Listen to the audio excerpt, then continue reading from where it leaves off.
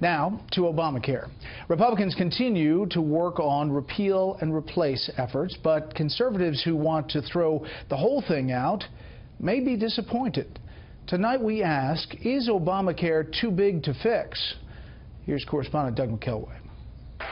After it passed without a single Republican vote in March of 2010, the GOP made repeal of the Affordable Care Act a linchpin for their future hopes.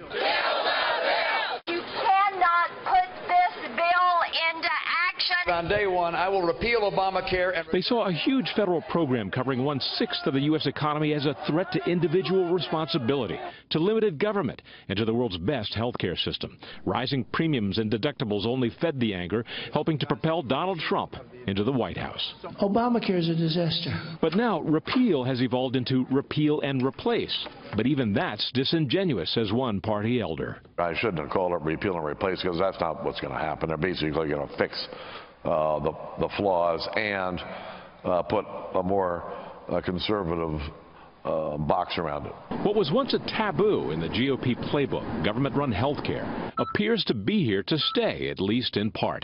How did it happen? Psychologists talk about the status quo bias. That is, even if something is bad today, we fear that tomorrow and changing it might be worse. Also, it's toxic in Washington for a party in power to take away benefits already provided.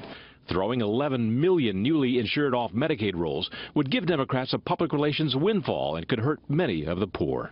They got better coverage under this law than they had before. And for low-income people that had a hard time affording premiums in the pre-Obamacare world, they got pretty big subsidies. Still, President Trump said on Tuesday that free market forces will play a big part in the GOP plan. It will include the use of tax credits and expanded health savings accounts, giving more flexibility to the states to administer Medicaid, increase competition, allowing Americans to buy insurance across state lines. But some equate the GOP's delay in releasing the plan to a slow death by 1,000 cuts. The Republicans have made a mistake by not having a plan ready to go. The fact that they're still debating how to fix health care reform is not good optics. It's not good politics.